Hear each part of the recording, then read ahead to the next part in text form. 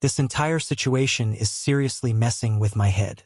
I'm a 20-year-old guy, and my fiancée, Rachel, 21F, and I met during our first week of college. We've been each other's first everything. I even converted to Judaism because of her, hence the fake names. I wouldn't say I'm super religious, but I always loved the feeling her family gave me. Growing up, my own family was pretty dysfunctional, and being a part of her world helped me find a framework for living a better life. We're not extremely strict about it either. We don't keep kosher, live together, etc. Anyway, Rachel is stunningly beautiful. Every time we go out, she gets hit on, and for a while I struggled with jealousy. Eventually, though, I got over it, and now it almost feels like an ego boost. It's nice knowing other people find her attractive, but she still chooses to be with me. I haven't felt threatened by anyone in a long time. We both go to college in my hometown, and recently my younger brother Jim, 18M, moved in with us after graduating high school. Before letting him live with us, I asked Rachel if she was okay with it, and she said she was. So Jim moved in at the end of July. Jim's pretty different from both me and our older brother. He didn't play sports, whereas my older brother and I were both on the college basketball team until my older brother graduated last year. Jim's also shorter and a bit heavier. I'm 6 feet 5 inches and 178 pounds, while he's about 5 feet 9 inches and 230 pounds. When he moved in, he even asked for help losing weight. To be honest, my older brother and I have occasionally wondered if Jim's the result of an affair. We're all white, but he has darker features. He looks almost Italian while we're more Irish. On top of that, he's antisocial, listens to a lot of metal and ska, and doesn't seem to have any friends. Things were okay at first, but things got weird after he walked in on us. Before Jim moved in, Rachel and I were very intimate. Multiple times a day, honestly. Whenever Jim would leave to go do something, we usually took that as our opportunity. One day, though, we got reckless. We were in the living room when Jim walked in because I had forgotten I gave him his own key. His eyes were as wide as I've ever seen. Rachel noticed him first and freaked out, and we scrambled to get dressed while apologizing. Jim said it was fine, but looking back, I wouldn't be surprised if he had overheard us at night or picked up on the music we play. Let's be honest, if someone's playing Weezer at night, there's probably something going on. A week after that incident, Jim came to me asking for advice about sexting. He's always come to me with relationship or intimacy questions, so I didn't think much of it. He told me a girl offered to send pictures, and I gave him some advice. Don't ask for them, don't pressure her, and don't say anything crude when complimenting her. I also told him never to share anything she sends. He then asked if I had ever sexted before, and I admitted I had done it a couple of times. In hindsight, I think he was just manipulating me to get that answer. 2 days later, Jim asked to borrow condoms. I told him I didn't have any, and he said, "Oh right, you weren't wearing one with Rachel." That freaked me out, so I asked him if he was looking at my junk, pointing out how creepy that would be. He quickly apologized, saying he noticed when we jumped up and that he wasn't intentionally looking. I believed him and went to the store to get him some condoms since he didn't want to come with me. It'd look gay, he said. I explained to him that Rachel and I don't use them because we both got tested and agreed to deal with the consequences. I also told him that if I ever found out he wasn't using one, I'd beat the crap out of him. I know that sounds hypocritical, but I hate condoms, and my girlfriend says she feels closer without them. That's beside the point here. I also took him to get the HPV vaccine after that, and he agreed. 5 days ago, I lost my phone and was tearing the apartment apart trying to find it. When I walked into Jim's room, he jumped up from his bed and hid something under the covers. I decided to mess with him a little, mostly to make myself feel better about losing my phone, and reached under the blanket. That's when I found it, my phone. Now, when I travel for basketball, Rachel sometimes sends me intimate photos and videos. I realized Jim had been emailing those pictures to himself, along with a few other less risque ones of her. I was furious. I started shoving him around but stopped myself before things got out of hand.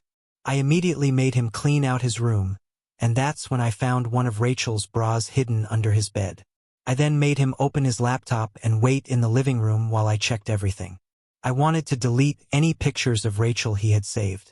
I didn't find any on his computer, but I did get into his email and deleted every single thing he sent himself.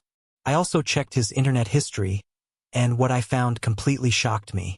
He had been posting on some kind of dating or hookup forum, asking for advice on how to get with his brother's fiancée. A few days later, he claimed he succeeded and began regularly updating the forum, almost like it was his personal blog. He'd started this right after moving in, using real-life details to build his story. Some of his posts said things like, "LOL, she looks so miserable when she's with him. I screwed her good after she was done with that loser. Screwing her with the condoms he bought me. God, her cannons look great out of these." This one even included a picture of the bra he stole. The rest of his posts were paired with close-up images of bedroom intimacy, which he'd taken off Google. He even promised more pictures to the forum, referring to the ones he'd stolen from my phone.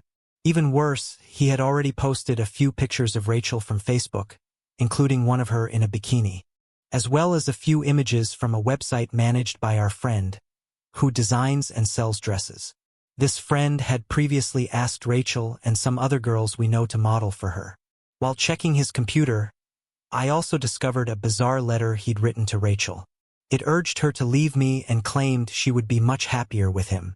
In the letter, he constantly insulted me while describing Rachel as the most beautiful woman in the world.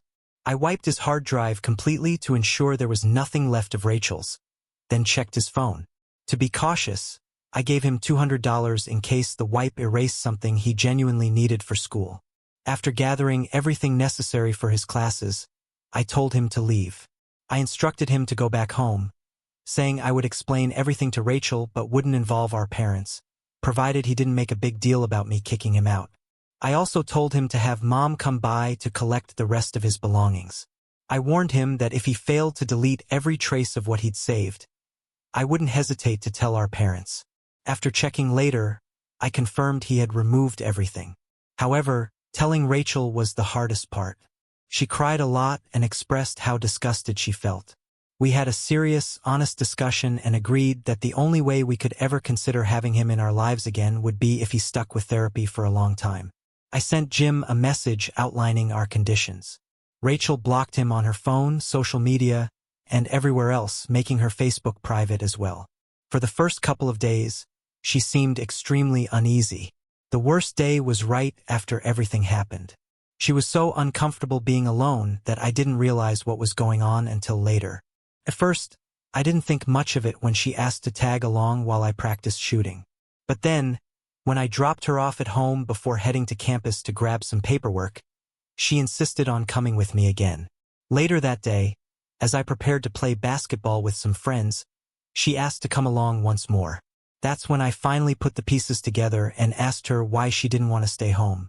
She admitted that she didn't feel safe because she thought I hadn't taken Jim's key. I had told her that I had, but she must have forgotten or not heard me.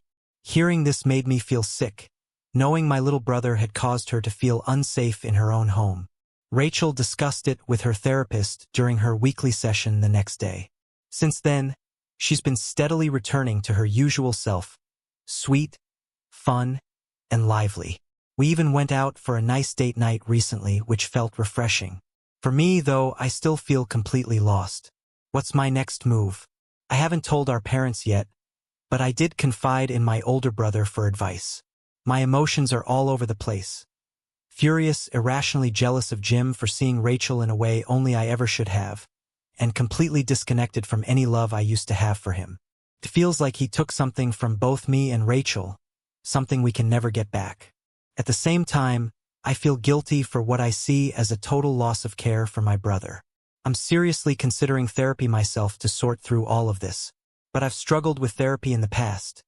It was hard to communicate as a kid, and I'm worried this might turn out to be another expensive dead end. There's also the looming question of how to tell my parents Jim isn't invited to our wedding this winter, or that Rachel and I won't be attending family dinners anymore. I told Jim I wouldn't involve our parents if he left quietly, but now I'm uncertain about what's right. Update. Thanks to advice from others, Rachel and I decided to meet with my parents and explain everything. Jim wasn't home during the meeting. He stayed with my uncle instead. When we sat down with my parents, I told them why Jim couldn't stay with us any longer. To my surprise, they said they already knew.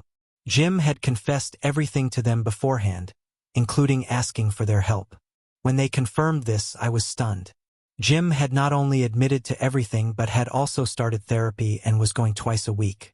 Throughout the conversation, my parents were surprisingly kind to Rachel, even apologizing for raising someone capable of such awful behavior. That said, when I made it clear Jim couldn't come to our wedding, my mom instantly panicked. She insisted we'd regret not having the whole family present. I tried explaining that Rachel still felt unsafe around Jim, and my mom directly asked Rachel if that was true. Rachel confirmed it was, and at that point, my parents told us they wouldn't attend the wedding without Jim. They said that while they would always love and support me, they felt they had to support Jim as well. My parents had initially suggested that Jim could meet with us once a month, supervised, as part of his therapy plan. I told them that wasn't an option for Rachel, and they reluctantly agreed. Rachel did say she was okay with me meeting Jim alone, so I agreed to that. When we got home, I sent Jim a message laying out clear rules. We'd only meet in public. If he said anything inappropriate, I'd leave immediately. No lies. He must avoid any contact with Rachel entirely. I also told him this would be his one and only chance to rebuild any kind of relationship with me. I emphasized that while I could try to move past what happened, I'd never fully forget it, and he might never regain my trust. Jim replied with a simple, "I understand. I'm so sorry." Final thoughts. I'm not upset about my parents' decision not to come to the wedding anymore. They've made their choice, and Rachel and I are focused on our small, intimate celebration with those who truly support us.